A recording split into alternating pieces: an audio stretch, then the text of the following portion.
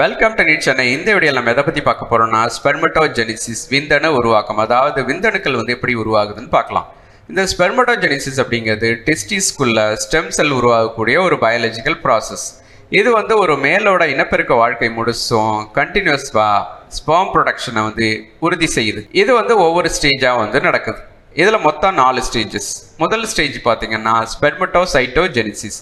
இதில் என்ன நடக்குது அப்படின்னு பார்த்தீங்கன்னா, ஸ்டெம் செல் பூல் இருக்குது, அதை மெயின்டைன் பண்ணுறதுக்கு ஸ்பெர்மட்டோகோனியா மைட்டாசிஸ் ப்ராசஸ் மூலமாக பிரியுது. இதுதான் இந்த ஸ்டேஜில் நடக்கக்கூடிய முக்கியமான விஷயம். அடுத்த ஸ்டேஜ் பார்த்தீங்கன்னா மெய்யாசிஸ் ஸ்டேஜ் 1. இதில் என்ன ஆகுதுன்னு பார்த்தீங்கன்னா, பிரைமரி ஸ்பெர்மட்டோசைட்ஸ் மெய்யாசிஸ் ஸ்டேஜ் 1க்கு உட்பட ஆரம்பிக்குது. இதில் 2 செகண்டரி ஸ்பெர்மட்டோசைட்ஸ் உருவாகுது. அதுதான் இதோட ரிசல்ட். அடுத்த ஸ்டேஜ் மெய்யாசிஸ் ஸ்டேஜ் 2. இதில் என்ன நடக்குதுன்னு பார்த்தீங்கன்னா, ஒவ்வொரு செகண்டரி ஸ்பெர்மட்டோசைட்ஸும் மெய்யாசிஸ் ஸ்டேஜ் 2க்கு உட்பட ஆரம்பிக்குது.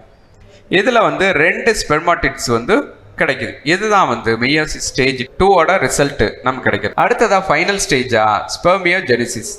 இதில் தான் விந்தணு உருவாகுது. இதில் என்ன ஆகுதுன்னு பார்த்தீங்கன்னா, ரவுண்டு ஸ்பெர்மாட்டிட்ஸ்லாம் மெச்சூர் ஆகி ஸ்பெர்ம் செல்களாக மாற ஆரம்பிக்குது. அது மட்டும் இல்லாமல் அவைகளுக்கு ஒரு டெய்லும் டெவலப் ஆகி அதோட டிஎன்ஏவை சுருக்கி ஆக்ரோசோமையும் உருவாக்குது.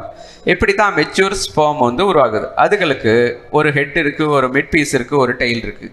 இதெல்லாம் சேர்ந்து தான் இந்த ப்ராசஸ் தான் ஸ்பெர்மட்டோஜெனிசிஸ் அப்படின்னு நம்ம சொல்கிறோம். இதுதான் நம்ம தெரிஞ்சுக்கக்கூடிய முக்கியமான விஷயங்கள்.